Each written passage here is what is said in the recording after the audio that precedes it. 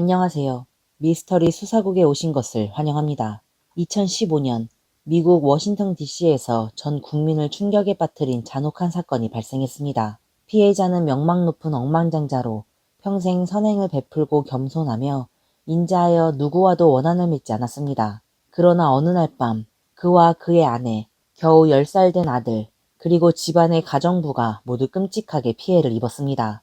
더욱 믿기 어려운 점은 사건 현장이 미국에서 가장 안전한 부유층 주거지 중 한 곳이었다는 사실입니다.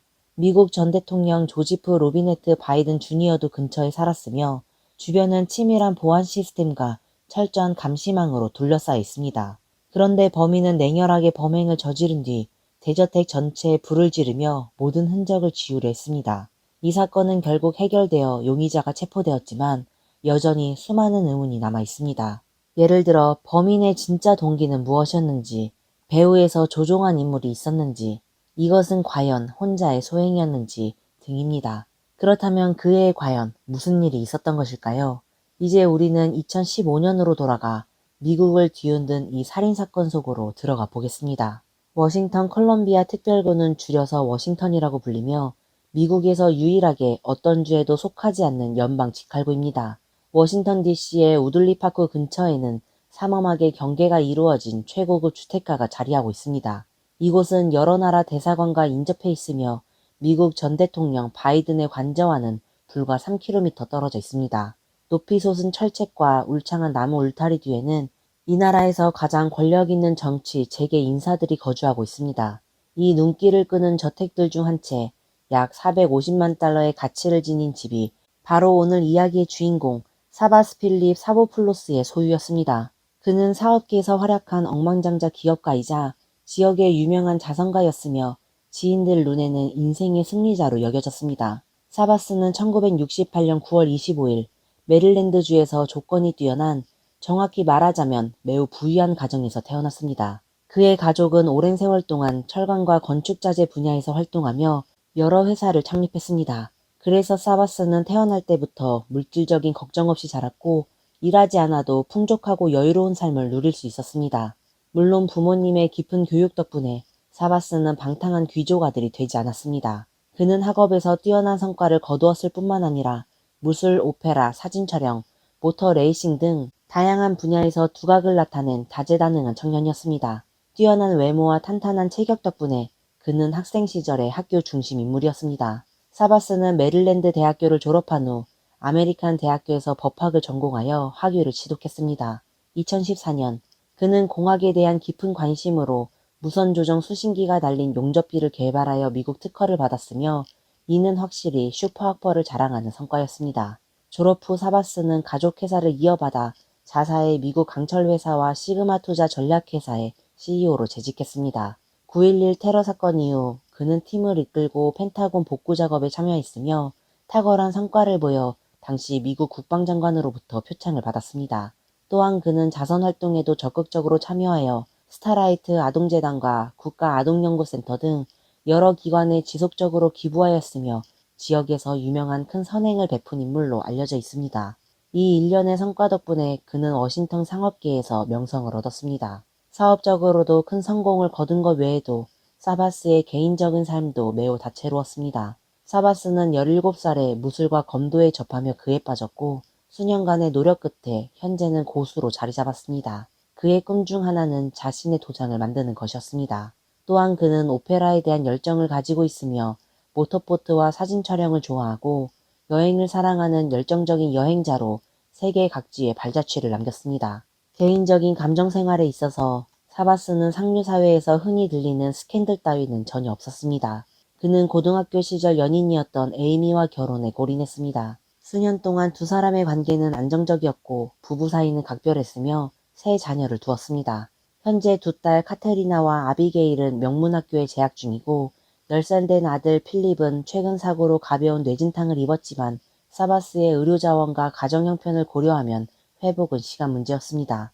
어느 면에서 보더라도 사바스는 전형적인 인생의 승자였습니다. 화목한 가정, 성공적인 사업, 다채로운 삶. 그러나 누가 알았겠습니까? 이미 탐욕스러운 시선이 어둠 속에서 그를 노리고 있었다는 사실을요. 시간은 2015년 5월 13일로 흘러갑니다. 사바스는 자신의 꿈인 전문 무술 스튜디오 설립을 추진하며 분주히 움직이고 있었습니다. 그는 직접 인테리어의 세부사항 하나하나를 확인했고 20년 넘게 그를 보좌해온 충직한 집사 넬리차 구티에레즈도 현장에서 함께 도왔습니다. 오후 5시 30분경 아내 에이미가 전화를 걸어와 오후에 갑자기 외출해야 하니 남편이 일찍 돌아와 아이들을 돌봐주길 부탁했습니다. 사바스는 망설임 없이 집사에게 공사 진척을 잘 지켜보라고 당부한 뒤 서둘러 집으로 향했습니다. 주인의 뒷모습을 바라보던 넬리차는 알 수 없는 불안감을 느꼈습니다. 그러나 그녀는 이 순간이 20년 넘게 함께한 고용주와의 마지막 만남이 될 줄은 전혀 몰랐습니다. 다음날 오후 1시 30분경 워싱턴 DC 소방보조국에 화재 신고가 접수되었습니다. 오들리 파크 근처의 한 저택에서 불이 났고 2층과 다락방에서 짙은 연기가 솟아올랐으며 불길은 빠르게 번지고 있었습니다. 화재가 발생하자 50명이 넘는 소방관이 즉시 출동했고 6대의 경찰차가 도로 전체를 봉쇄하여 약 30분간의 sát 끝에 불길은 가까스로 잡혔습니다. 맞습니다. 화염에 휩싸일 뻔한 그 저택은 다름 아닌 사바스의 집이었습니다. 소방관들이 내부를 수색하자 그 광경은 충격적이었습니다. 2개의 침실에서 불에 탄 내구의 시신이 발견되었습니다. 신원 확인 결과 46살의 사바스, 47살의 아내 에이미, 10살 된 아들 필립, 그리고 57살의 가정부 벨라리시아 피게로아였습니다. 한때 웃음과 행복으로 가득했던 이 가정은 이제 잿더미와 잔해만 남았지만 다행히도 2딸은 당시 기숙학교에 있어 화를 면할 수 있었습니다. 법의학팀은 곧바로 현장 조사에 착수했고 곧 이상한 점을 발견했습니다. 2층 안방 바닥에는 대량의 혈흔이 있었고 침대 위에는 피가 잔뜩 묻은 야구방망이가 놓여 있었습니다. 검시 결과에서도 4명의 피해자는 생전에 모두 결박과 구타를 당했으며 불이 붙기 전 이미 사망했을 가능성이 높다는 사실이 드러났습니다. 그중 10살 된 필립의 상처가 가장 심각했는데 복부에 여러 차례 칼에 찔린 흔적이 있었습니다. 그러나 화상이 너무 심해 더 큰 고통을 겪었는지는 확인할 수 없었습니다. 이 모든 정황은 너무나도 분명한 결론을 가리키고 있었습니다. 이것은 단순한 화재 사고가 아니라 치밀하게 계획된 살인사건이라는 것입니다. 범인은 방화를 통해 범행을 은폐하려 했지만 그 수법은 너무나 유치해 성공하지 못했습니다. 게다가 범인은 치명적인 실수를 저질렀는데 바로 사바스 집의 파란색 포르쉐 승용차를 훔쳐 달아난 것입니다. 그렇다면 의문은 남습니다. 지역사회에서 명성이 좋고 자선가로도 알려진 사바스 일가를 누가 노렸던 것일까요? 심지어 어린아이까지 무참히 살해한 이유는 무엇이었을까요? 이 끔찍한 사건은 단숨에 워싱턴 DC 전체를 뒤흔들었습니다. TV방송국, 신문사, 인터넷 매체의 기자들이 몰려들었고 권력의 중심부에서 벌어진 이 기묘한 살인사건은 곧 전국적인 초점이 되었습니다. 그날 밤 워싱턴 DC의 시장은 긴급 기자회견을 열고 엄숙한 표정으로 단호히 말했습니다. 이는 우리 도시를 정면으로 도발한 것이며 극악무도한 범죄입니다. 반드시 범인을 신속히 법의 심판대에 세워야 합니다. 이후 곧바로 대대적인 추적작전이 시작되었습니다. 경찰이 현장을 조사한 결과 문과 창문에는 어떠한 강제침입 흔적도 없었습니다. 게다가 피해자가 4명이 달했고 그 중에는 무술의 고수였던 사바스도 있었습니다. 그런 가족을 집안에서 모두 제압하고 한 명도 도망치거나 제대로 반항하지 못하게 한 것은 단 한 명의 범인만으로는 거의 불가능한 일이었습니다. 전문가들은 이 정황으로 보아 범인이 피해자들과 아는 사이였으며 다수가 공모한 조직적 범행일 가능성이 높다고 추정했습니다. 방향을 확정한 뒤 경찰은 여러 팀으로 나뉘어 수사에 착수했습니다. 한 팀은 사라진 포르쉐를 추적했고 다른 팀은 최근 사바스 일과 접촉한 직원과 지인들을 전수조사했습니다. 곧 핵심 인물 몇 명의 진술에서 중요한 단서가 나왔습니다. 집사 넬리차는 경찰에 이렇게 말했습니다. 13일 밤 사바스 선생님이 음성 메시지를 보내 다음 날은 오지 않아도 된다고 했어요. 에이미 부인이 아파서 가정부 벨랄리시아가 남아 돌볼 거라고요. 또 벨랄리시아의 휴대전화 배터리가 없어 연락하지 말라고 했습니다. 그때 조금 이상하다고 느꼈어요. 휴대폰 충전기를 구하는 게 어려운 일도 아닌데 말이죠. 그래도 가족들이 함께 있으니 큰 문제는 아닐 거라고 생각하고 깊게 신경 쓰지 않았습니다. 가정부 벨랄리시아의 남편은 이렇게 진술했습니다. 아내가 13일 밤에 집에 돌아오지 않아 다음날 아침 일찍 사바스 집으로 갔습니다. 도착해보니 사바스의 파란색 포르쉐가 여전히 진입로에 주차돼 있더군요. 이상했습니다. 그 시간이라면 벌써 일을 보러 차를 몰고 나갔어야 하니까요. 하지만 제 머릿속에는 아내 생각뿐이라 대문까지 가서 초인종을 눌렀지만 아무도 응답하지 않았습니다. 막 돌아서렸는데 사바스에게서 전화가 왔고 에이미 부인이 아파서 벨랄리시아가 함께 병원에 갔다가 늦게 돌아올 거라고 했습니다. 수상하다는 생각이 들었지만 오랜 세월 알고 지낸 고용주가 이유 없이 거짓말을 하지는 않을 것 같아 의심을 거뒀습니다. 이 두 사람의 진술을 종합한 경찰은 사바스 일가가 13일 밤 어쩌면 오후부터 이미 범인에게 제압돼 있었으며 최대 19시간가량 감금돼 있었을 가능성이 크다고 보았습니다. 그렇다면 범인의 목적은 무엇이었을까요?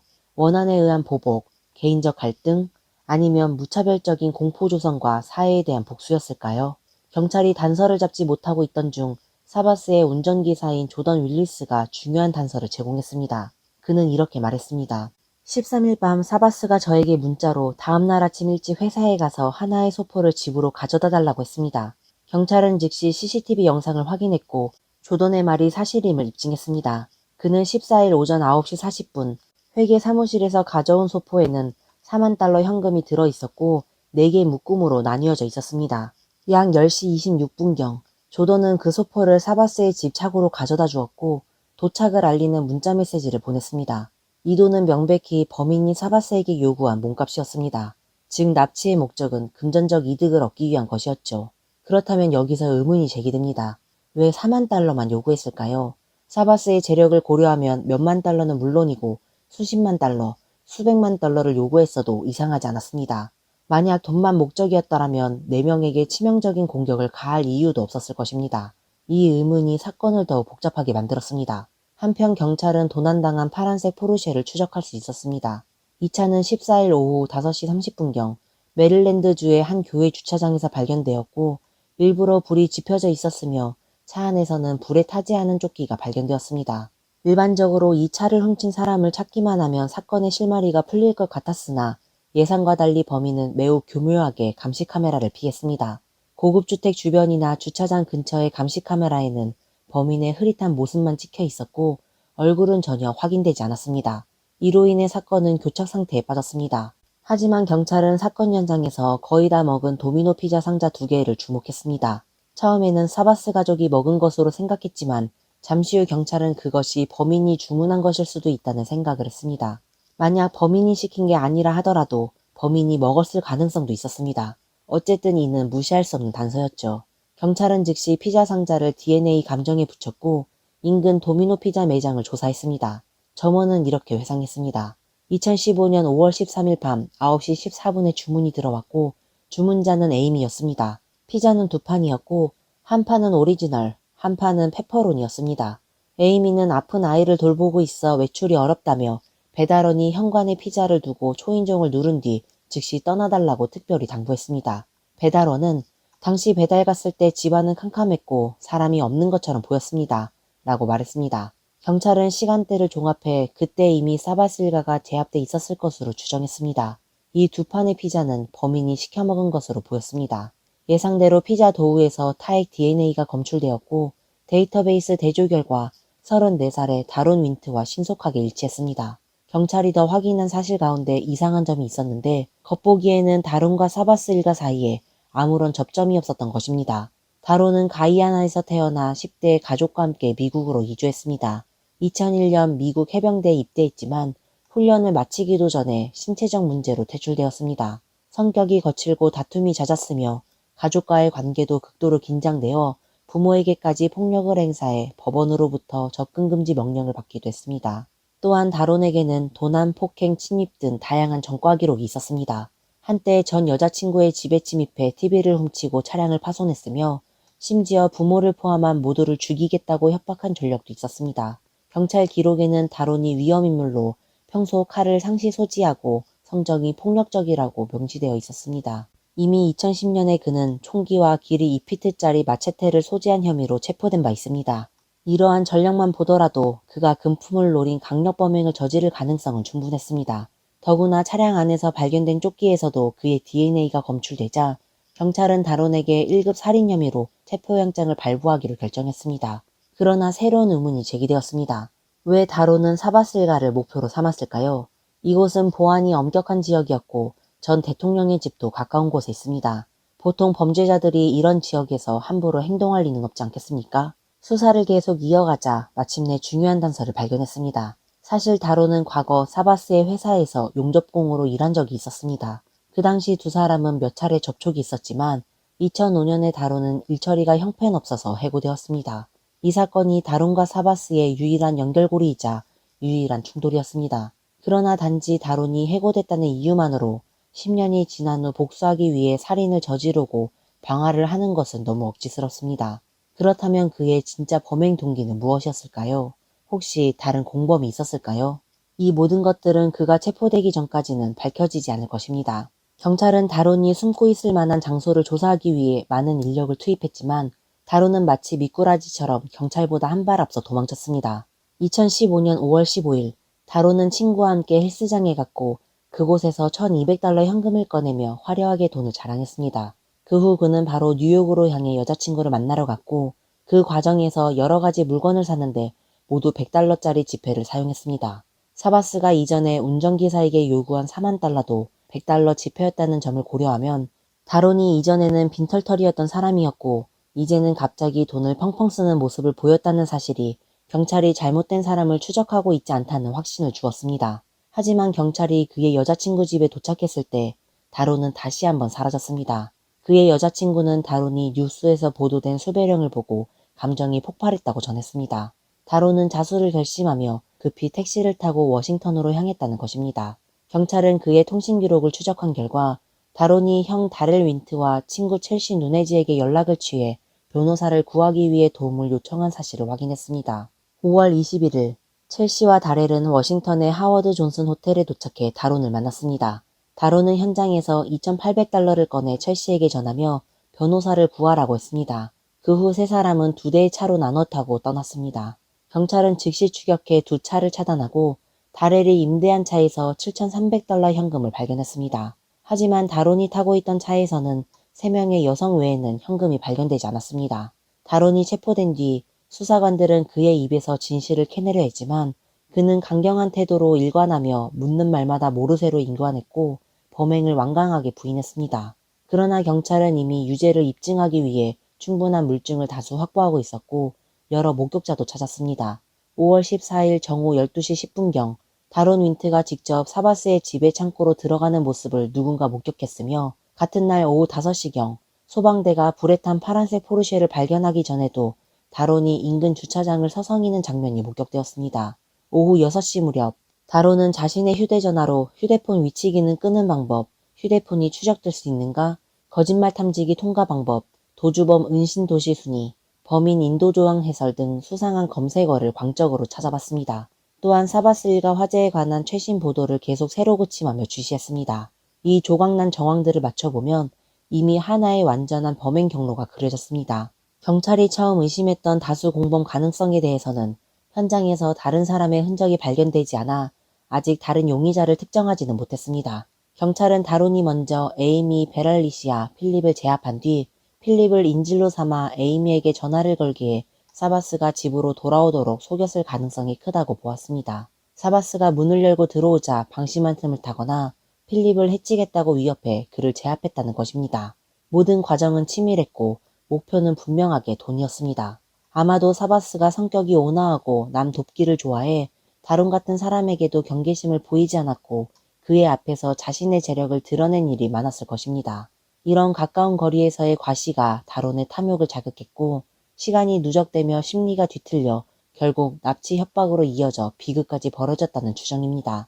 2016년 2월 17일 대배심은 다론에 대해 살인 한 건, 납치, 공갈 협박 괄치, 방화, 절도 등 20개의 중범죄 혐의로 기소했습니다. 사건의 사회적 파장이 거대했던 만큼 검찰은 빈틈을 없애기 위해 수백 건의 증거를 정밀하게 정리했고 편향 없는 배심원을 가려내는 데만도 석 달이나 걸렸습니다. 반면 변호인단은 잇따라 동의 신청을 내며 지연 전수를 펼쳤습니다. 변호인 교체를 요구하거나 절차적 쟁점을 제기하고 심지어 다론이 정신질환자라고 주장했습니다. 2018년 9월 11일 전 미국을 충격에 빠뜨린 사바스 일가 몰살 사건의 공판이 마침내 열렸습니다. 검찰은 서두에서 다론 윈트가 저지른 범행이 워싱턴 DC의 역사상 가장 극악무도한 범죄라고 밝히며 DNA 감정보고서, 피 묻은 야구방망이, 흉기로 쓰인 칼, 타액 흔적이 남은 피자 상자, 그리고 다론이 범행 현장을 드나드는 모습이 찍힌 감시카메라 영상 등 완전한 증거사실을 제출했습니다. 그러나 변호인 로빈 피커의 변론 전략은 의외였습니다. 그는 과거 여러 차례 다론을 변호해왔고 그를 잘 안다며 다론은 지극히 선량한 사람입니다. 내 인상에 따르면 파리 한 마리도 해치지 않을 매우 좋은 사람입니다. 라고 말했습니다. 로빈은 또 다론이 사바스의 회사를 떠난 뒤에도 원한을 품지 않았고 오히려 사바스와 친구가 되어 가끔 그의 집 식사에 초대받기도 했으니 그런 잔혹한 짓을 저지를 수가 없다고 주장했습니다. 피자와 칼에서 검출된 DNA에 대해서도 그것만으로 범인임을 입증하지 못한다고 담담하게 반박했습니다. 한편 다론 본인은 누명을 썼다며 책임을 형제 다렐과 스테펜에게 돌렸습니다. 그의 말에 따르면 다렐이 페인트 섞어보드 일자리를 주겠다며 자신을 사바스의 집으로 유인했고 피자 한 조각을 건넸으며 이후 집 나르기를 도와달라고 했지만 자신은 거절하고 떠났고 위층에 인질이 잡혀있는 줄은 전혀 몰랐다는 것입니다. 또 다음날 아침 다렐이 사바스의 파란색 포르쉐를 몰고 나타나는 것을 보았다고 진술했습니다. 다론의 지목을 받은 다렐은 알리바이를 제시했습니다. 사건 당시 나는 메릴랜드에서 친구 앤서니 앤더슨을 방문 중이었다 라는 것이었습니다. 다만 앤서니는 다렐이 찾아온 사실을 인정했지만 구체적인 시각은 기억하지 못해 이 알리바이에는 의문이 남았습니다. 그럼에도 다른 직접 증거가 부족해 다렐과 스테펜은 끝내 기소되지 않았고 다론만이 유일한 피고로 남았습니다. 2018년 10월 25일 배심원단은 6시간의 논의 끝에 다론 윈트가 납치, 강탈, 살인 등 20개의 죄목에 대해 모두 유죄라고 판단했습니다. 2019년 2월 1일 판사 줄리엔 맥케나는 다론에게 4건의 살인에 대해 종신형 4개를 선고하며 가석방 없이 복역하도록 했습니다. 판결이 내려지면서 검찰, 사바스의 가족, 그리고 이 사건을 지켜본 수많은 국민들은 한숨을 돌렸고 수년에 걸친 정의의 추격이 마침내 결실을 맺었습니다. 하지만 여전히 풀리지 않은 몇 가지 의문이 남아 있습니다. 처음에 경찰은 다수의 공범이 있을 것이라고 추정했으며 검찰의 기소서에서도 이 사건은 다수의 범죄자가 함께 저지른 범행이라고 명시되어 있었습니다. 그러나 결국 한 사람만 유죄 판결을 받았고 사건이 완전히 마무리되지 않은 듯한 느낌을 주며 다른 범죄자들이 여전히 자유롭게 다닐 수 있다는 불안감을 남겼습니다. 워싱턴 DC 경찰청장은 이 사건이 협력적인 범행의 가능성을 시사한다고 공개적으로 밝혔지만 다른 공범들의 신원을 확인할 수 있는 충분한 증거는 부족하다고 했습니다. 그리고 경찰은 더 많은 시간이 필요하다고 밝혔습니다. 그러나 현장에서는 다른 사람의 DNA나 지문이 발견되지 않았습니다. 만약 정말로 다수의 범인이 있었다면 그들은 어떻게 이렇게 흔적도 남기지 않고 사라졌을까요? 이 의문은 여전히 해결되지 않았습니다. 다론이 돈을 위해서였다면 이미 4만 달러나 받았는데 왜 사람을 죽이고 불을 지르며 자신의 인생을 망쳤을까요? 입을 막으려 했을 수도 있고 감정을 제어하지 못했을 수도 있으며 혹은 그가 본래 냉혈하고 잔인한 성격을 지닌 것일 수도 있습니다. 다론은 끝내 유죄를 인정하지 않았고 그로 인해 이 사건의 동기와 공범, 진실은 우리는 끝내 알 수 없게 되었습니다. 2020년 12월 다론은 항소를 했지만 법원은 원심을 유지하고 그는 더 이상 교도소를 떠날 수 없었습니다. 사바스 가족의 비극은 안타까운 일이었습니다. 사건 당시 10몇 살이었던 두 딸 카테리나와 아비가일은 기숙학교에 다니고 있었기에 운 좋게 피해를 면했습니다. 그러나 그 끔찍한 소식을 들은 후 그녀들은 완전히 무너졌습니다. 카테리나는 페이스북에 가슴 아픈 글을 남겼습니다. 두 자매는 나중에 조부모에게 입양되어 오랜 심리치료를 받으며 비로소 가족을 잃은 가혹한 현실을 받아들일 수 있었습니다. 원래라면 이 두 자매에게 더 나은 보호와 보살핌을 해줘야 했지만 사건이 발생한 지 1년 만에 카테리나는 법원에 충격적인 신청을 했습니다. 그녀는 조부가 정신적 통제와 괴롭힘을 했다고 주장했습니다. 그리고 법원은 그에게 1년간 접근 금지 명령을 내렸습니다. 이 사건은 이미 깨져버린 가족에게 또 다른 균열을 일으켰습니다. 지금 이 두 자매는 성인이 되었고 가족의 수억 달러 재산의 상속인으로서 공개적인 시선을 피하고 조용한 삶을 살고 있습니다. 이야기의 끝에는 한 가지 더 아쉬운 장면이 있습니다. 사건 발생 6개월 후 사바스의 원래 450만 달러짜리 호화저택은 300만 달러라는 귀신의 집 가격에 급히 팔렸습니다. 새로운 주인은 다시 가격을 내렸고 260만 달러에 재판매했습니다. 마지막으로 이 집을 인수한 사람은 그 집이 지닌 살인사건의 그림자를 떨쳐버리기 위해 그곳을 무참히 철거하고 현대적인 스타일의 새 호화주택을 지었으며 850만 달러의 높은 가격에 다시 시장에 내놓았습니다. 그러나 가격이 계속 떨어졌음에도 불구하고 650만 달러로 내놓은 집은 여전히 팔리지 않고 있습니다. 어쩌면 어떤 기억들은 집을 하나 허물어도 지워지지 않고 어떤 상처들은 아무리 새로 지워도 지워지지 않는 것일지도 모릅니다. 오늘의 내용은 여기까지입니다. 그럼 다음 시간에 다시 찾아뵙겠습니다. 감사합니다. 그녀는 14세에 소년원에 들어가게 되었고 19세에 아버지의 빚을 갚기 위해 50세 남자의 정부가 되었습니다. 그리고 22살에 사랑을 위해 마약을 끊고 36세에 책을 출간하여 세계적인 유명 인사가 되었습니다. 그녀가 일본 야쿠자 야마구치 구미의 대장의 딸의 삶이라는 게 믿기가 어려웠습니다. 사람들은 조폭이 나쁜 짓을 하고 막강한 권력을 가진 자로 생각합니다. 그럼 야쿠자 대장의 딸은 왜 그렇게 많은 고난을 겪게 되었을까요? 안녕하세요. 미스터리 수사국입니다. 오늘 저희와 같이 텐도 쇼코에 대한 이야기를 알아봅시다. 쇼코는 1968년 일본 오사카에서 태어났습니다. 그녀의 아버지는 야쿠자의 대장으로서 갱단을 관리했을 뿐만 아니라 여러 부동산 사업과 금융회사를 운영했습니다. 다른 갱단 가문과 달리 쇼코의 가족 분위기는 아주 좋았었습니다. 그녀는 언니가 있었는데 어머니와 언니는 전통적인 일본 여성으로서 온순하고 연약하였습니다. 그리고 유력하고 부유한 아버지는 딸들을, 특히 막내딸 쇼코를 많이 아꼈었는데요. 쇼코의 아버지는 야쿠자의 대장이었지만 집에서 절대 본인이 하는 일에 대해 언급하지 않았습니다. 그는 매일 제 시간에 집으로 돌아와 가족들과 식사하였으며 주말에는 꼭 온 가족과 같이 소풍하거나 여행하였습니다. 그들의 집에는 아이들을 돌보는 풀타임 이모가 있는데도 몸에 문신이 가득한 남자는 여전히 매일 저녁에 딸들이 잠들기 전에 동화책을 읽어줬습니다. 쇼코는 부모님의 보살핌으로 일반인들이 누릴 수 없는 부유한 삶을 살아왔습니다. 조폭 아버지였지만 쇼코는 아버지가 항상 온화하고 친절하여 조폭이라는 단어와는 거의 관련이 없다고 생각하였습니다. 그러다 쇼코가 7살이 되었을 때 그녀는 야쿠자의 대장인 아버지의 무서운 모습을 보게 되었습니다. 그날 아버지의 부하가 업무 보고를 하러 그들의 집을 찾아갔습니다. 얼마 지나지 않아 쇼코는 서재에서 말다툼이 벌어지는 소리를 듣게 되었습니다. 어린 소녀는 호기심에 서재로 들여다보다가 평생 잊지 못할 장면을 보게 되었는데요. 그 부하 직원은 아버지의 앞에서 무릎을 꿇고 사과를 하며 본인의 새끼손가락을 잘랐습니다.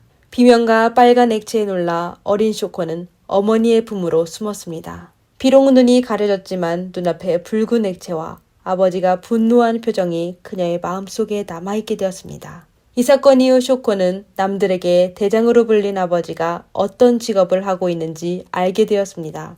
하지만 그녀는 두려워하는 대신 모든 사람에게 존경받고 다른 사람들의 삶을 통제하는 조폭 아버지를 존경하게 되었습니다. 얼마 지나지 않아 쇼코는 초등학교 1학년에 입학하게 되었는데요.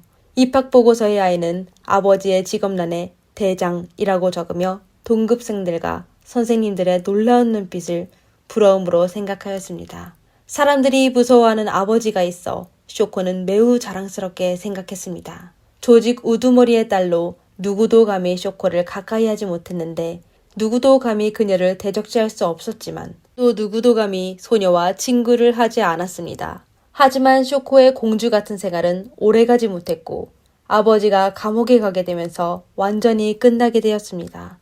경찰은 아버지가 소속한 야쿠자 단원을 체포하기 시작하여 야쿠자 대장인 아버지는 당연히 가장 먼저 체포되었습니다. 아버지의 보호 없이 쇼코 모녀 셋은 비참하게 살게 되었는데요. 수령이 체포되자 그의 전직 부하들이 찾아와 그녀들을 괴롭히기 시작하였습니다. 그들은 계속 쇼코의 집을 찾아가 공금이 필요하다는 핑계로 모녀 세 사람에게 돈을 요구하였습니다. 쇼코는 과거에 자신을 매우 아끼던 삼촌들이 갑자기 무자비하게 변하게 되어 겁먹게 되어 어머니 뒤에 숨을 수밖에 없었습니다. 그것뿐만 아니라 쇼코의 학교 생활도 순탄치 않았습니다. 전에 그녀가 야쿠자 대장의 아버지가 있어 모두는 그녀에게 항상 양보하고 억울한 일을 당해도 저항하지 않았습니다. 하지만 쇼코가 아버지의 보호를 잃게 되자 그녀는 반 친구들의 조롱하는 대상이 되었으며 괴롭힘까지 당하였습니다. 어떤 아이들은 그녀 몰래 외투와 신발을 불 속에 던졌고 어떤 아이들은 대청소할 때 일부러 쇼코에게 가장 더럽고 힘든 일을 혼자 하게 하였습니다. 어떤 아군은 쇼코의 아버지가 감옥에 있다며 그녀가 죄수의 딸이라고 놀리며 그녀 앞에서 비웃기까지 하였습니다. 처음에 쇼코는 선생님에게 얘기하여 도움을 요청했는데 선생님은 쇼코의 아버지가 야쿠자의 대장이라 편견이 있어 아이들이 쇼코를 괴롭히는 것을 그냥 못 본 척하였습니다. 아주 힘든 학교 생활을 하게 된 쇼코는 어머니에게 폐를 끼치고 싶지 않아 그냥 참기로 결정하였습니다. 소녀는 아버지가 하루빨리 감옥에서 석방되어 공경에서 벗어날 수 있도록 도와주길 바랬습니다. 그러다 쇼코가 초등학교 4학년이 되던 해에 그녀의 아버지는 좋은 행상에 조기 석방하게 되었습니다. 하지만 쇼코가 방과 후 기뻐하며 집으로 돌아가 아버지를 만났었는데 깜짝 놀라게 되었습니다. 3년의 감옥 생활은 강인한 아버지를 무기력한 중년 남성으로 변하게 하였습니다. 감옥에서의 석방된 후 아버지는 완전히 다른 사람으로 변했습니다. 그는 더 이상 아내와 딸에게 사랑을 표현하지 않고 자신의 사업에 관심도 없었으며 매일 술만 마셨는데 매일 다른 여자가 술에 취한 아버지를 집으로 데려다 줬습니다. 온화한 어머니는 그녀들에게 감사 인사를 하며 보낸 후 또 아버지에게 구타도 당해야 했습니다.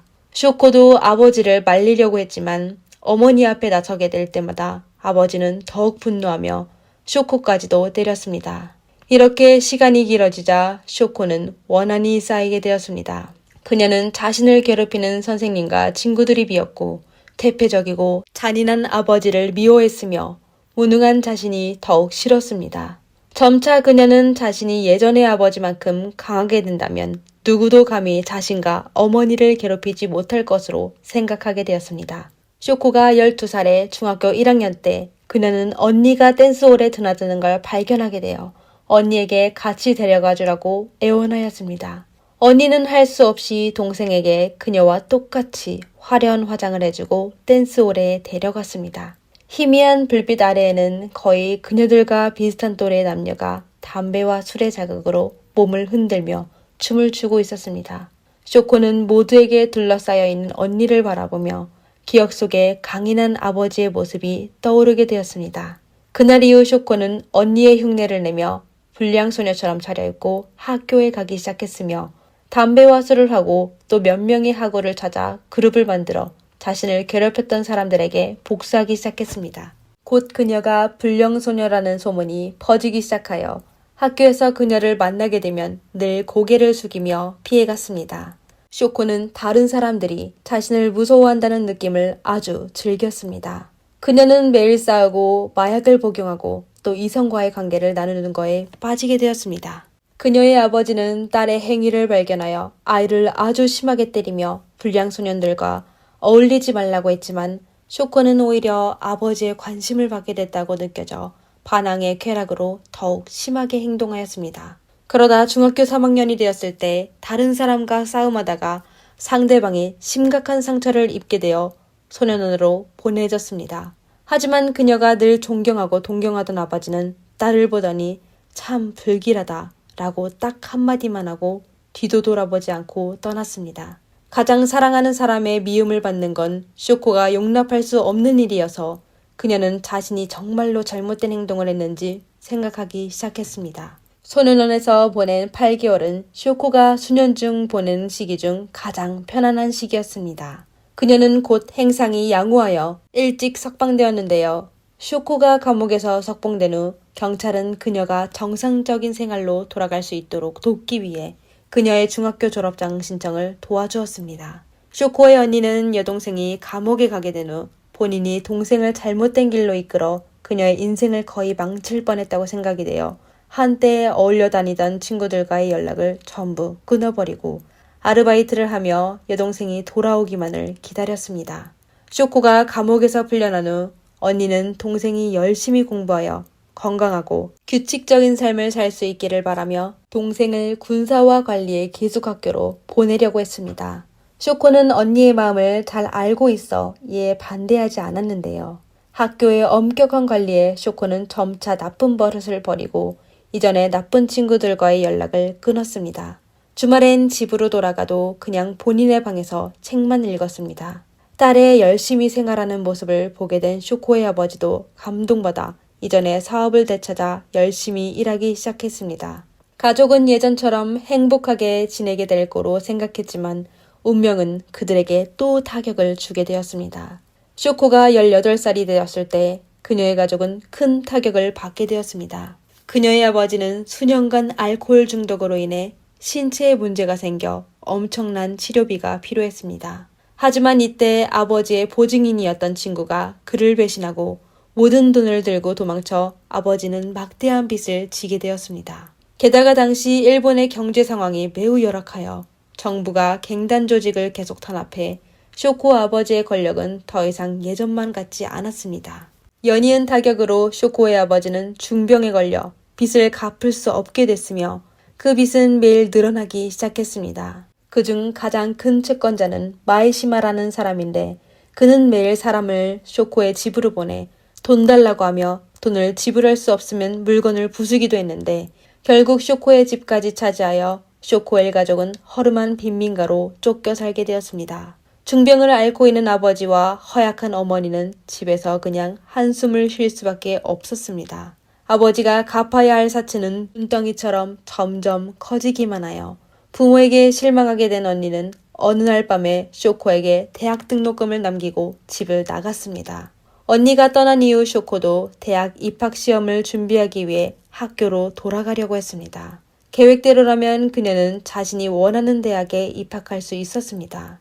하지만 쇼코는 아버지의 빚 때문에 자신의 꿈이 이루지 못할 거라고는 예상하지 못했는데요. 쇼코가 학교로 돌아가기도 전에 채권 추심자는 또다시 쇼코의 집으로 찾아왔습니다. 50대의 마에시마 쇼코는 어리고 아름답게 생긴 쇼코를 보고 쇼코에게 본인의 애인이 되어 빚을 갚으라고 하였는데요. 물론 쇼코의 아버지는 이에 반대하였습니다. 마에시마는 아무 말도 하지 않고 그들의 집을 떠났는데 하지만 얼마 지나지 않아 마에시마는 사람을 시켜 쇼코를 교문에서 납치하여 19세의 쇼코에게 약을 먹인 후 소녀에게 몹쓸 짓을 하였습니다. 쇼코는 최선을 다해 저항했지만 결국 구타를 당하게 되어 그 허름한 작은 호텔에서 거의 숨질 뻔했습니다. 사후 마에시마는 다시 한번 쇼코에게 자신의 애인이 되고 싶냐고 물었습니다. 쇼코는 본인이 마에시마의 손에서 벗어날 수 없을 거라는 걸 잘 알고 있어 차라리 그의 요구를 동의하기로 결정하였습니다. 적어도 아버지의 빚을 대신 갚을 수 있어 다행이라고 생각했습니다. 이렇게 쇼코는 학업을 그만두고 마에시마의 애인이 되었습니다. 그리고 그날부터 그녀는 거의 매일 마에시마의 지독한 고문에 시달려야 했습니다. 심지어 부상이 너무 심해 병원으로 가 치료를 받아야 했습니다. 악독한 마에시마는 쇼코가 본인을 떠날 수 없게 그녀에게 밀수품을 주사하기까지 했습니다. 쇼코는 이런 고통스러운 삶은 3년 동안 견뎌야 했습니다. 밀수품에 완전히 중독된 쇼코는 자신의 인생이 완전히 망했다고 생각했을 때 마에시마는 과도한 밀수품 사용으로 인해 갑자기 숨지게 되어 쇼코는 드디어 비참한 생활에서 벗어날 수 있게 되었습니다. 마에시마의 괴롭힘을 더 이상 받지 않아도 되었지만 쇼코의 고통은 여기서 끝내지 못했습니다. 밀수품에 푹 빠진 쇼코는 정상적인 생활을 할 수 없게 되었습니다.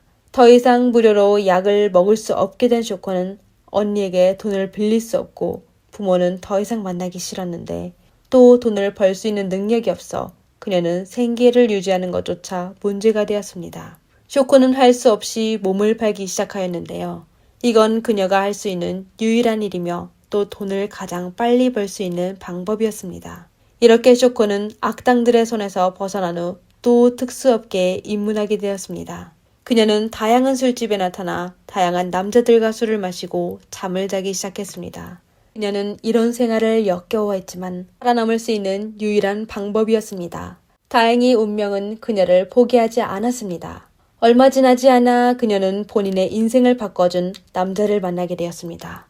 그날 쇼코가 술집에서 손님을 찾고 있을 때 한 남자가 다가와 그녀에게 말을 걸었습니다. 그녀는 상대방의 옷차림으로 그가 부자일 거라고 생각하며 바로 그와 즐거운 대화를 시작하였습니다. 대화 중에 그녀는 그 남자가 타카미츠라고 불리며 갱단의 부조장까지 되었다는 사실을 알게 되었습니다. 쇼코는 그의 신분을 알고 친밀감을 느껴졌는데 자신이 겪은 일들을 상대방과 얘기하기 시작했습니다. 예상외로 쇼코의 비참한 과거를 들은 후 그는 쇼코를 혐오하지 않고 진심으로 동정하게 되었습니다. 그날 밤 두 사람은 아무 일도 하지 않고 단지 와인을 마시며 새벽까지 이야기만 하였습니다. 그 후 타카미츠는 쇼코를 자주 찾아가며 사귀자고 하였습니다. 항상 장난감 취급을 받아온 쇼코는 처음으로 존경받는 걸 느끼게 되었습니다. 그녀는 이번이 하나님께서 그녀에게 준 새로운 기회라고 생각하여 마음먹고 인생을 다시 시작하기로 결심했습니다. 그녀는 다시 술집에 가지 않았고 밀수품을 끊기로 결심했습니다. 밀수품을 끊는 건 아주 고통스러운 일인데 때로는 밤에 잘 수도 없었습니다. 그녀는 매일 환각과 고통 속에서 살아야 했으며 가장 고통스러웠을 때는 타카미츠에게 자신을 묶어달라고 부탁까지 하였습니다. 이렇게 반년 이후 쇼코는 타카미츠의 도움으로 마침내 밀수품을 끊게 되었습니다. 타카미츠는 쇼코에게 감동하여 갱단이를 그만두고 그녀와 결혼해야 하여 평범한 삶을 살기로 결심했습니다. 두 사람은 논의 끝에 쇼코의 언니가 살고 있는 요코하마로가 여기에 술집을 운영하였습니다. 하지만 일반 사람들의 삶은 그들이 생각하는 만큼 쉽지 않았습니다. 열심히 일해도 버는 돈이 얼마 안 돼 빨리 돈을 버는 데 익숙해진 두 사람을 지치게 하였습니다. 부부가 새로운 생활에 적응하기도 전에 쇼코의 어머니가 뇌졸중을 앓았다는 소식을 전해왔습니다. 부모님을 아무리 미워하더라도 가족을 완전히 버리지 못한 쇼코는 집으로 돌아가 어머니와 함께 마지막의 날들을 보냈습니다. 어머니가 돌아가신 이후 쇼코는 연로한 아버지를 언니의 집으로 데려가 두 사람이 같이 아버지를 부양하기로 했습니다. 하지만 그 기간 술집의 장사가 잘 안 되어 거의 매일 손해를 보게 되었습니다. 부부는 할 수 없이 술집을 닫고 도쿄로 가 일하기로 결정했습니다. 도쿄에 도착하여 생활하게 된 부부의 생활은 여전히 매우 어려웠습니다.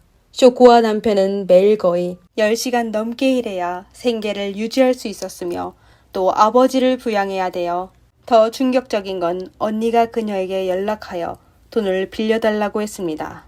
언니의 가족은 가난한 편이지만 생계를 위해 돈을 빌릴 필요는 없었습니다.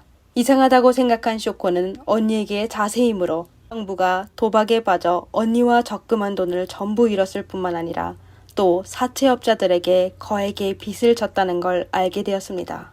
쇼코는 채권업자들 때문에 겪었던 일들을 생각하며 절대 언니도 똑같은 일을 겪게 하지 않겠다고 다짐했습니다. 타카미츠는 적극적으로 부부의 마지막 비상금을 언니에게 줘 빚을 갚게 하자고 하였습니다. 여러 사람의 노력으로 형부의 도박빚은 드디어 전부 갚게 되었는데 불과 한 달 만에 또 다른 채권자가 찾아오게 되었습니다. 형부의 도박 중독은 끊기 어려웠습니다. 그리고 언니는 본인이 어려웠을 때 형부가 도와줘 이혼하기 싫어했습니다. 쇼코는 언니의 가족을 포기할 수 없지만 그녀의 재력으로 빚을 갚는 건 불가능한 일이었습니다. 쇼코는 고민 끝에 자신의 목숨을 구해준 타카미츠의 인생을 망하게 할 수 없다고 생각해 남편에게 이혼하자고 하였습니다. 타카미츠는 괜찮다고 했지만 쇼코는 여전히 본인의 생각을 고집했습니다. 두 사람은 서로를 도우며 오늘날까지 같이 오게 되었는데 결국 헤어지게 되었습니다. 이혼 후 쇼코는 풀타임으로 일하기 시작했습니다. 한편으로는 돈을 벌어 언니의 빚을 갚는 거고 한편으로는 이혼의 고통을 덜어주기 위해서였습니다. 그러다 마지막에 빚을 갚은 후 쇼코는 이미 빈털터리가 되었습니다. 이제 한숨을 쉴 수 있을 거로 생각한 쇼코는 아버지가 말기암에 걸렸다는 소식을 듣게 되었습니다. 쇼코의 아버지는 딸들에게 더 이상 폐를 끼치고 싶지 않아 치료를 거부했습니다.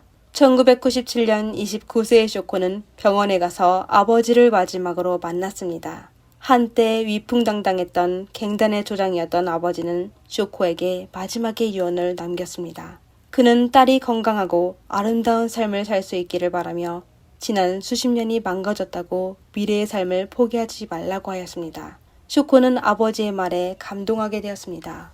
그녀는 아버지가 세상을 떠나게 되어 고통 속에서 벗어날 수가 없어 몇 년을 감정 없는 사람처럼 살다가 언니의 결별 편지를 받게 되었습니다. 언니는 끝없이 억압받는 삶을 견디지 못해 이 세상을 떠나기로 했다고 하며 편지의 마지막에는 쇼코가 자신 목까지 잘 살 수 있기를 기대한다고 하였습니다. 이렇게 쇼코는 유일한 가족을 잃게 되었습니다. 아버지와 언니의 마지막 유언으로 쇼코는 다시 힘내 열심히 살기로 하여 남은 저축을 들고 시골로가 생활하기 시작했습니다. 쇼코는 들판에 서서 자신의 삶을 회상하며 본인이 삶을 적어 자신과 같은 어려움에 부닥친 다른 사람들에게 희망을 주기로 결정하였습니다. 하지만 쇼코는 학교를 오래 다니지 못해 글쓰기에 아주 힘들었습니다. 그리고 본인이 겪은 삶을 소설로 지어 또 2년 동안 여러 번 수정하여 책을 출판하였습니다. 처음 그녀는 책의 판매에 큰 기대를 하지 않으며 자신의 책을 읽은 사람이 별로 없을 거로 생각해 2004년에 소설 야쿠자문을 1000부만 인쇄하였습니다. 하지만 그녀의 책은 출간되자마자 일본에서 돌풍을 일으켰으며 판매량은 놀라운 45,000부가 넘었을 뿐만 아니라 유럽에서도 베스트셀러에 올라가게 되었습니다. 소설의 인기에 힘입어 쇼코는 곧 일본에서도 센세이션을 일으켰습니다. 그녀의 사인회와 인터뷰는 잇따라 있었고 많은 팬이 생겨 수입도 늘어지게 되었습니다. 작가가 된 이후 그녀는 마침내 꿈꿔왔던 평범한 삶을 살게 되었으며 인생의 사소한 일로 행복함을 느끼게 되었습니다. 배낭 하나에 고양이 한 마리 그리고 팬이 준 선물은 전부 그녀를 행복하게 하였습니다. 가족의 세태를 경험하고 남성의 욕망을 해소하는 도구가 되면서 또 삶의 희망을 잃었던 쇼코는 마침내 36세의 나이에 다시 햇빛 속에 서게 되었습니다. 인생은 매우 짧습니다. 불행한 일을 겪을 운명이라면 그 속에서 희망을 찾을 수 있기를 바랍니다. 만약 불행한 삶을 겪고 있다면 조금만 더 힘내주세요. 조금만 버티면 아름다운 미래가 나타날 수 있을 겁니다. 이상 오늘 영상의 전체 내용입니다. 시청자 여러분은 쇼코의 삶에 대해 어떻게 생각하시나요? 댓글란에 소중한 의견을 남겨주세요. 영상이 마음에 드셨다면 구독과 좋아요 부탁드리겠습니다. 한 엘리트 부부의 집에 강도가 들었습니다. 하지만 이상하게도 강도는 여주인과 그녀의 아들을 놔줬는데 이에 경찰은 살아남은 아내를 의심하게 되었습니다. 사건의 진실을 확인하기 위해 경찰은 그들의 어린 아들에게 신문하여 결국 아이의 설명으로 경찰은 마침내 무슨 일이 일어났는지 알게 되었습니다. 겨우 5세의 아이는 본인을 보호했을 뿐만 아니라 어머니를 구출하기까지 하였습니다.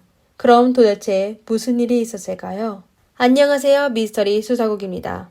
오늘 소개해드릴 사건은 미국 플로리다주 노스로더데일에서 발생하였습니다. 그 도시는 마이애미에서 약 32마일 떨어진 플로리다 동남부에 자리 잡고 있으며 약 4만 1,000명의 인구가 있었습니다.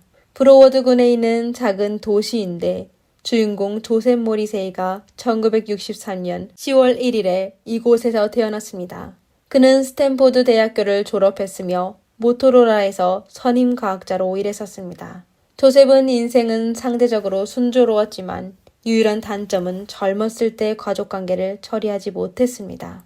그는 28살쯤 첫 번째 아내와 이혼하고 혼자 아들을 키우게 되었습니다. 그 후 몇 년 동안 그는 어린아들과 함께 노스로드데일에서 살았습니다. 1996년 33세였던 조셉은 노바 사우스이스턴 대학교의 암 연구센터의 요청으로 과학교수가 되어 휴대폰이 암을 유발할 수 있는지를 연구하는 프로젝트의 책임자가 되었습니다. 조셉의 새로운 직업은 그에게 큰 성취감을 주었습니다. 그리고 바로 그곳에서 그는 두 번째 아내 린다 모리씨를 만나게 되었습니다.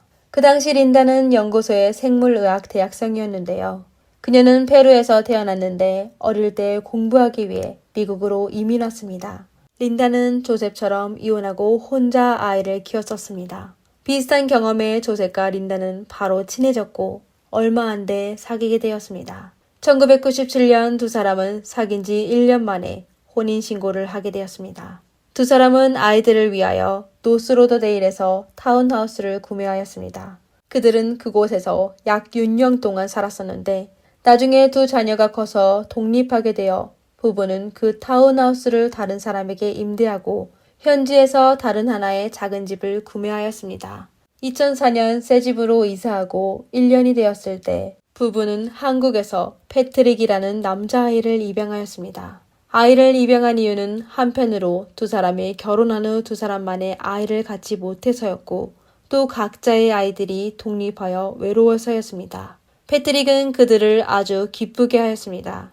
하지만 행복한 삶은 5년 만에 산산조각이 되었습니다. 2010년 4월 6일 새벽 1시경 현지 911 콜센터는 보안업체로부터 조셉과 그의 아내의 집에 화재가 발생했다는 신고를 받게 되었습니다. Hi, station police contact. Can help you? Requesting a dispatch on a residential fire alarm. Point of activation. The smoke detector inside? Single family. Yes, ma'am. And the resident's last name. Morrissey, Morrissey. 신고를 받은 소방서는 사람을 신속하게 현장으로 파견하였습니다. 그 당시 린다는 집 문 앞에 서 있었는데 아주 흥분해하며 강도들이 남편을 해치고 집에 불을 질렀다고 계속해서 말했습니다. 그녀의 말을 들은 소방관은 경찰에 신고하였습니다. 약 5분 뒤 경찰이 현장에 도착하여 사건을 조사하기 시작하였습니다. 그들은 린다를 따라 화재가 발생하지 않은 뒷마당에서 조셉을 발견하였습니다. 그 당시 조셉의 손과 발은 끈으로 묶여 있었는데 몸에는 날카로운 독으로 찔린 상처가 많았습니다. 그때의 상황으로 봤을 때 조셉은 확실히 다른 사람의 공격으로 숨지게 된 겁니다. 하지만 조사할수록 경찰은 몇 가지 이상한 점을 발견하게 되었습니다. 우선 린다는 강도들이 사격하였고 방화했다고 하였는데 경찰은 현장에서 강도의 흔적을 발견하지 못했습니다. 린다의 집에는 보석과 기중품들이 전부 그대로고 분실되지 않았습니다. 이는 일반 강도질과 아주 달랐는데요. 그리고 이번 사건의 피해자는 단 한 명뿐이었습니다. 조셉 외에 린다와 그의 아들은 전부 무사했는데 강도들은 증거를 인멸하기 위해 불까지 질렀는데 왜 증인 2명을 남겨뒀을까요? 경찰은 의아해하며 린다를 경찰서로 데려가 신문하였습니다. Okay, I was in my craft room, which is the room in the front of the house. And I was doing crafts. I don't even remember what I was doing, but I was doing something. And the TV was on. My husband was sleeping in the family room, which is on the other side of the house. My son was sleeping in the master bedroom in our bed. He's 5 years old. And I heard a noise, like something fall down. I look up, I saw him. 린다의 말에 따르면 그날 밤 23시쯤 한 야구 모자를 쓰고 사격도구를 든 남자가 갑자기 그녀의 집을 침입하였습니다. 그 남자는 30대 초반이었고 검은 머리와 검은 눈을 봐 히스패닉계 사람 같았습니다. 그리고 그가 얼굴을 가리지 않아 린다는 자신과 가족의 안전이 걱정되어 그녀는 바로 고개를 숙이며 협조하는 척하였습니다. 강도는 린다의 손을 묶은 후 그녀를 거실로 데려갔습니다. 그 당시 린다의 남편 조셉은 소파에 누워 있었는데 강도는 그에게 바닥에 엎드려! 라고 소리쳤습니다. 그제서야 조셉은 잠에서 깨나게 되며 겁먹으며 그 사람의 앞에 무릎을 꿇고 살려만 달라고 간청하였습니다. 하지만 예상외로 그의 행동은 강도를 더욱 화나게 했습니다. 강도는 조셉이 본인의 모습을 볼까봐 두려워 조셉에게 돌아서지 않으면 그를 숨지게 하겠다고 협박하였습니다. 하지만 그 당시 조셉은 너무 놀라 강도의 말대로 반응하지 못하였습니다. 이에 강도가 되돌릴 수 없는 짓을 하려던 찰나 옆에 있는 린다는 바로 조셉을 위로하여 조셉은 마침내 진정을 되찾게 되었습니다. 강도는 조셉의 손과 발을 묶은 후 수건으로 부부의 눈을 가려 그들을 침실로 데려갔습니다. 그들의 아들 패트릭이 침실에서 푹 자고 있었는데 강도는 집안의 모든 사람을 한 곳으로 모아 누군가 도망치거나 몰래 경찰에 신고하는 걸 막기 위해서였습니다. 사실 그 당시 패트릭은 깨어난 지 오래되었습니다. 겨우 5살인 패트릭은 부모가 위험에 처해 있다는 사실을 잘 알고 있었으며 이런 상황에서 자신이 아무것도 할 수 없다는 것도 알고 있어 그는 침대에 조용히 누워 잠든 척한 거였습니다. 강도는 부부를 침실로 데려간 뒤 그들에게 돈을 요구하였습니다.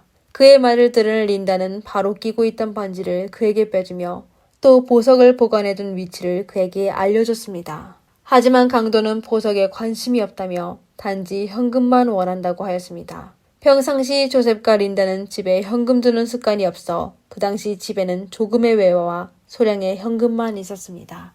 이에 강도는 무전기로 공범과 의논한 뒤 그들을 ATM으로 데려가 돈을 인출하기로 하였습니다. 부부는 아들을 두고 집을 떠나고 싶지 않았지만 강도를 협조할 수밖에 없었습니다. 강도는 부부의 손과 발을 풀어주고 차고로 끌고 갔습니다.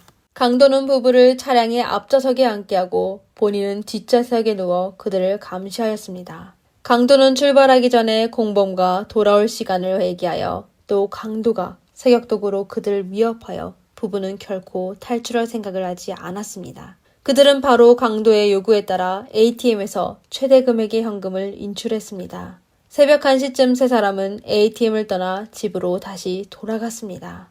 목적지에 도착하자 강도는 수건으로 다시 부부의 눈을 가렸습니다. 강도는 부부를 침실로 데려간 후 잠시 떠났다가 다시 돌아와 조셉을 밖으로 데리고 나갔습니다. 이때 린다는 이미 조셉이 참변을 당할 거라는 예측이 들어 눈을 가리고 있던 수건을 억지로 치우고 침실에서 손발을 묶은 끈을 끊을 수 있는 도구를 찾기 시작했습니다. 바로 이때 집안의 연기 감지기에서 경보음이 울리더니 순식간에 방 안에는 짙은 연기가 나기 시작했습니다. 이에 린다는 강도들이 떠났는지 확신할 수 없었지만 더 이상 시간을 낭비할 수 없다는 것을 깨달아 아들을 깨워 다른 방으로 가 가위를 가져오라고 하였습니다. 린다는 손발에 묶인 끈을 풀고 아들 패트릭과 집에서 탈출하고 아들을 이웃에게 맡긴 다음 다시 불이 난 집으로 달려갔습니다. 남편 조셉이 아직 집에 있었는데 린다는 그를 그냥 둘 수 없었습니다. 그러나 린다가 남편을 찾았을 때 그는 사격도구에 여러 번 맞아 이미 숨져 있는 상황이었습니다. 하지만 그런데도 린다는 목숨을 걸고 조셉을 뒷마당으로 끌고 갔습니다. 그러다 조셉이 불에 타지 않게 되자 린다는 거리로 달려가 도움을 요청하였습니다. 경찰은 린다의 진술을 듣고 여전히 그녀를 믿지 못하였습니다. 이번에 사건이 너무 기이하고 또 설명되지 않은 점이 너무 많았습니다. 린다의 진술을 확인하기 위해 경찰은 5살 패트릭에게도 신문하였습니다. Alright, Patrick. Let me ask you something. Alright? Yeah. Do you know what a lie is? A lie? Yeah. What is it? It's when you don't tell the truth and you do something bad. And what happens when you tell a lie? You get in trouble. I know earlier you said you knew something about some robbers or something. Yeah. What happened? Robert attacked our house and my dad died. And he put these little time things on my mom and my dad Mm-hmm. so they couldn't walk, but I saved my mom and got the scissors to cut those. Wow, you're like a hero. My mom said. Did you were you awake when this happened or were you sleeping? Sleeping, but I woke up myself. Oh yeah? And when you And he put a gun on my mom and dad's head. 아직 해결되지 않은 문제가 많았지만 패트릭은 린다의 진술을 확인하였습니다. 이에 경찰도 가장 유력한 용의자의 혐의를 배제하였습니다. 그리고 후속 조사도 간단해졌습니다. 경찰은 린다가 나열한 용의자에서 앤디 툰디도르 SR이라는 남자를 지목하게 되었습니다. 그 당시 44세였던 랜디는 자동차 튜닝숍을 운영하고 있었습니다. 그는 몇 년 전에 조셉의 빌라를 임대했었는데 그 사람은 임대 문제 때문에 법적 분쟁이 있었습니다. 랜디는 최근 조셉과 갈등이 있는 유일한 사람이어서 경찰은 그가 범행 동기가 있는 거로 판단하여 그들은 바로 랜디에게 신문하기 시작하였습니다. Have you ever had any dealings with Mr. Morrissey other than being a tenant? Yeah, well, right now I'm suing him because I fell down the stairs in the house because of lack of repairs. He stopped talking to me because of the lawsuit. 랜디의 진술에 따르면 그와 조셉은 확실히 갈등이 있었습니다. 그는 빌라의 계단이 오랫동안 수선되지 않아 계단에서 넘어지게 되었는데 두 사람은 보상금 협상 문제로 관계가 아주 안 좋았다고 했었습니다. 하지만 랜디는 본인이 조셉에 대해 다소 불만은 있었지만 이 사건과는 아무런 관련이 없었다고 하였습니다. 그는 상처를 입게 되어 이동하기가 매우 불편하였습니다. 사건 발생 당시 그는 거의 집에 있었고 다른 곳을 가지 않았다고 하였습니다. 경찰은 랜디의 진술에 대해 의심이 가게 되어 더욱 정확한 알리바이를 확인하려던 찰나에 랜디는 갑자기 화제를 바꾸며 아들 랜디 주니어에 대해 이야기하기 시작했습니다. 랜디에 따르면 랜디 주니어는 약쟁이였는데 약을 하기만 하면 자신을 통제할 수 없다고 하였습니다. 그리고 얼마 전에 랜디 주니어는 입실 절도 혐의로 수배 리스트에 올라 그 당시 그는 곳곳에 숨어 살게 되어 어려운 처지였습니다. 랜디는 아들 랜디 주니어가 도주 중에 또 다른 범행을 저지를까봐 걱정하게 된다고 하였습니다. 그의 진술은 성공적으로 경찰의 관심을 끌게 되었습니다. 그들은 랜디 주니어의 정보를 검토하여 그가 확실히 수배 중이란 걸 알게 되었습니다. 더욱 중요한 건 랜디 주니어의 외모는 린다가 묘사한 강도와 매우 유사하였습니다. 이튿날 경찰은 상황을 더 자세히 알아보기 위해 랜디의 집을 다시 방문했습니다. 하지만 공교롭게도 랜디는 집에 없었습니다. 이에 경찰은 랜디의 개조 작업실을 방문하게 됐는데 우연히 작업실 바깥의 쓰레기통에서 사건 현장에 있던 케이블 타이와 규격이 같은 케이블 타이를 발견하게 되었습니다. 이는 경찰의 관심을 끌었는데 그 당시 경찰은 수색영장이 없었지만 랜디는 아주 협조적이며 경찰이 매장을 자세히 수사하는 거에 동의하였습니다. 그 경찰은 작업실에서 날카로운 무기의 커버와 배임 방지 장갑 그리고 무전기 등을 발견하게 되었습니다. 그리고 그들은 또 조셉 부부의 집에서 훔친 것으로 추정되는 외화와 불에 탄 옷도 발견하게 되었습니다. 랜디는 경찰이 찾은 물건에 대해 전혀 모르지만 아들 랜디 주니어가 매장의 키를 갖고 있어 자주 매장에서 자곤 하였는데 그와 관련이 있을 가능성이 있다고 하였습니다. 랜디가 매우 협조적이어서 경찰은 그의 말을 의심하지 않았습니다. 이후 경찰은 랜디가 제공한 휴대폰 번호를 통해 랜디 주니어의 위치를 파악하였습니다. 사건 발생 이틀 후 랜디 주니어는 처음으로 심사를 받게 되었습니다. Let me give you a theory. Theory, let's go. Okay. You and this other person go to the house. Things get a little out of control. Alright. And someone ends up being stabbed. I don't have no connection with this murder. Killing somebody out of cold blood, I don't do. 랜디 주니어는 이 사건에 관여하는 거에 부인하였습니다. 하지만 그는 수리점에서 발견된 물건이 어디에서 왔는지 설명할 수 없었습니다. 랜디 주니어가 범행을 인정하지 않아 또 경찰은 결정적인 증거가 없어 다른 혐의로 랜디 주니어를 구금하였습니다. 그리고 경찰은 랜디 주니어의 아버지를 여러 차례 방문하여 랜디 주니어가 모든 범행을 털어놓고 공범도 얘기하게 도와달라고 요청하였습니다. 이번 사건을 해결하는 거에 랜디 주니어는 묘한 연결고리였습니다. 하지만 경찰의 계획은 결국 실패하였습니다. 랜디 주니어는 계속 본인이 이 사건과 아무 관련이 없다고 주장하였습니다. 사건 발생 8일 후인 2010년 4월 14일 랜디 주니어의 동생 숀이 갑자기 경찰을 찾아가 충격적인 사실을 폭로하였습니다. Basically, I'm gonna tell you straight up, my dad did it. The night of the murder, he's like, do you know the landlord of the house? I said, yeah, he said, he sent me some letters. We were gonna be homeless. And I gotta go take care of that.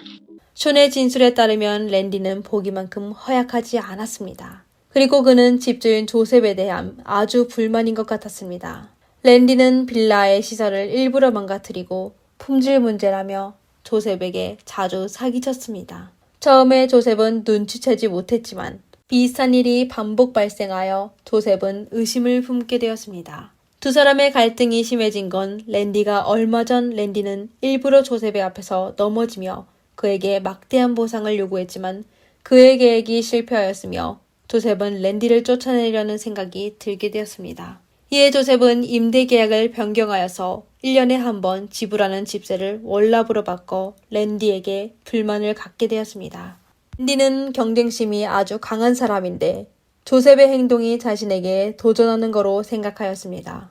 이렇게 그는 새로운 임대 계약을 받은 직후 이번에 강도 사건을 계획하기 시작하였습니다. 숀이 사건 발생 이후 아버지 랜디에게 사건에 관해 물어봤는데 그 당시 랜디는 세상을 떠난 사람은 나에게 더 이상 대들지 못해 라고 하였습니다. 숀은 정확히 무슨 일이 있었는지 모르겠지만 그의 형 랜디 주니어가 누구를 해치지 않을 거라고 믿었습니다. 랜디 주니어가 정말로 관련됐다고 하더라도 랜디가 밀수품으로 그를 틀림없이 조절한 거로 생각하였습니다. 자신의 진술을 증명하기 위해 숀은 경찰의 증거 수집을 도와주겠다고 하였습니다. 그리고 경찰은 숀의 협조로 도청기를 이용하여 다음의 대화 내용을 녹음하였습니다.